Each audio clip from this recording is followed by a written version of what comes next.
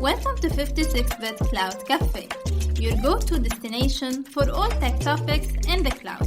I'm Athir Zalat. And I'm Patrick Camilleri. And together we'll be addressing various cloud topics. Hello everyone and welcome back. In our final episode of this series, we explore optimization techniques for Lambda functions to enhance performance and ensure cost efficiency. Join us as we uncover strategies to maximize the benefits of serverless computing. So let's start. With Lambda, we can make it run, and we can make it run optimally. What strategies can be employed to optimize the performance of Lambda functions? Okay, so the performance of Lambda functions is highly reliant on the code that runs inside. Just like the same applies to containers, the same applies to any server. Ultimately, you are running a very small container for a little bit of time, for a few milliseconds or a few seconds or a few minutes. And optimizing that code is essential to fine-tuning the performance of the Lambda functions. Now, how would you optimize that code? There are many examples. Anything which helps that code run faster in general, like using less libraries, using more efficient libraries, using more efficient code like making sure you don't have infinite loops and making sure that those loops are not running without a purpose. You know, that there is an efficient way of having looping. As well as other things which are specific to Lambda. For example, one thing you can do is to use global variables. Global variables tend to be saved inside the container that comes up that runs your code. So if there are multiple Lambda functions that run, and those run after each other on the same container under the hood, then that global variable will be reused and there is no need to create it. So that removes that slight delay it takes to create a variable. But obviously this is important to note that then inside that function you need to reset that variable, otherwise it will have the same value as the execution of before it. So things like this, you know, as a developer, it's important to know these things in general, and they will also help Lambda functions running faster as well. I want to also mention something specific to Lambda, which is Lambda layers. Lambda layers are basically libraries that you want to use, pieces of code that you want to use between different Lambda functions. So if you have 3 Lambda functions and there is a library that you want to use between them, you can install a layer and attach that layer to the 3 Lambda functions.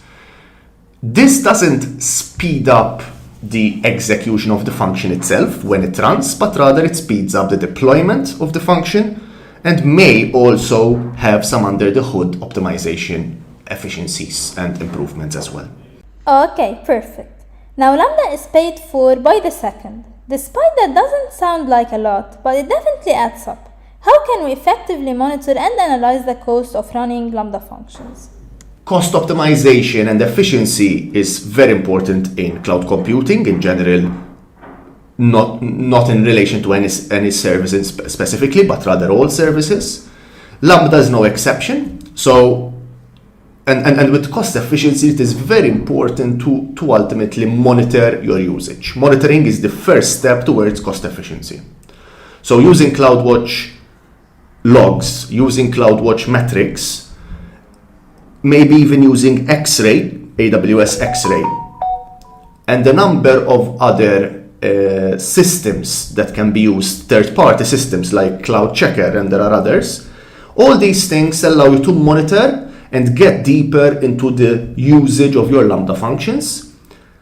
And that allows you to find patterns where there is cost inefficiency so that you can fix it, right?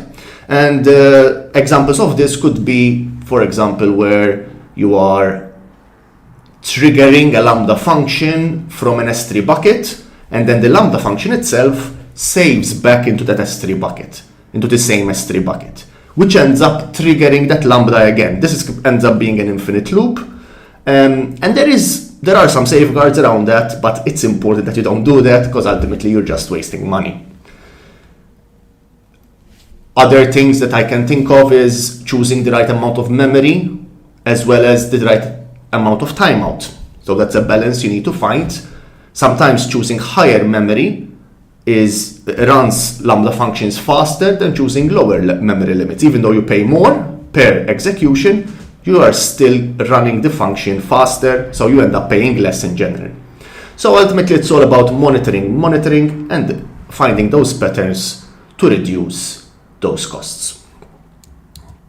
Don't forget to create also alerts, because you want to be alerted when those costs pass a certain threshold. So it's important to understand the patterns reactively, but it's also to be proactive if something goes above a certain limit.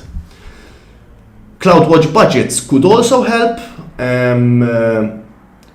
using Cost Explorer in AWS and the budgets in there as well. All these things can really help to monitor the situation in terms of costs. Okay, perfect.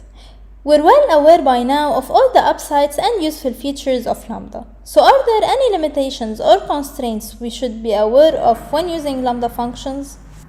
Lambda functions themselves are basically a very fast container that spins up every time you need to execute your code, or spins up multiple containers depending on your concurrency needs. This spinning up of a new container is called a cold start, and a cold start is significantly slower than if you were to reuse something which is already there, where the container is already there. So when every time you have cold starts, you're gonna see a reduction in the speed of that execution.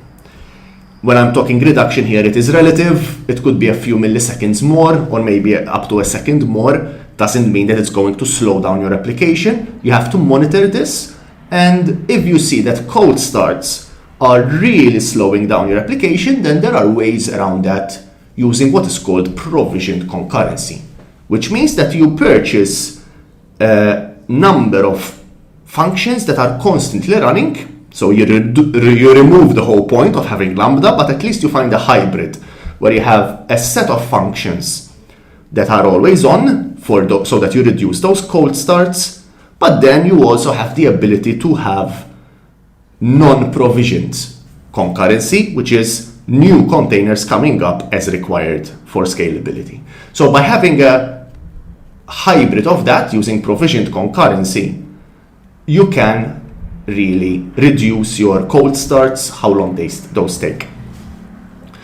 That's something which a lot of people are caught off guard with, but obviously it's also Lambda. Lambda has some other limitations, things like you can run your code for a maximum of 15 minutes, but the default is 3 seconds, so it's important to increase that if required. So the maximum it can be is 15 minutes.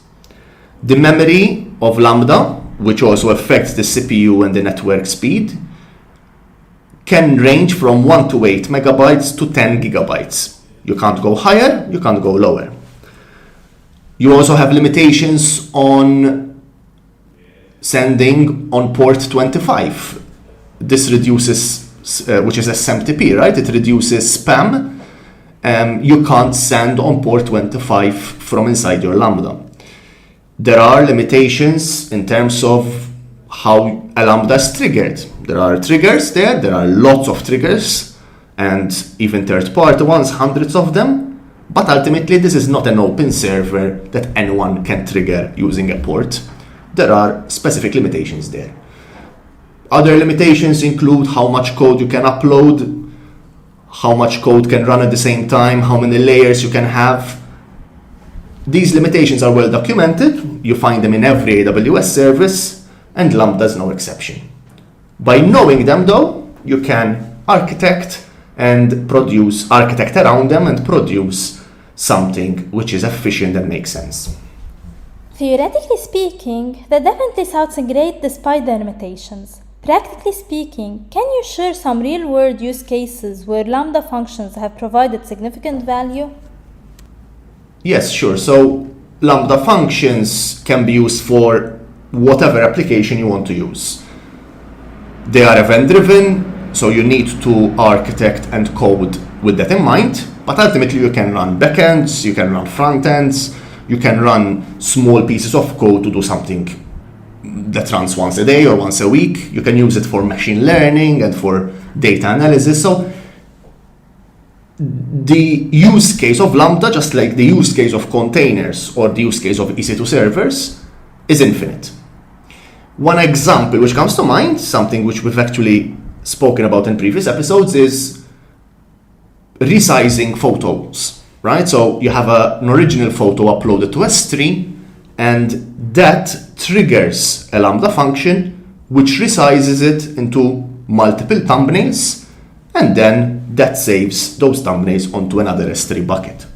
That's a typical example. It's actually used in production by AWS themselves. Another one would be triggering when uploading a photo and doing image recognition on that photo. So if you don't upload a photo, you don't pay a penny.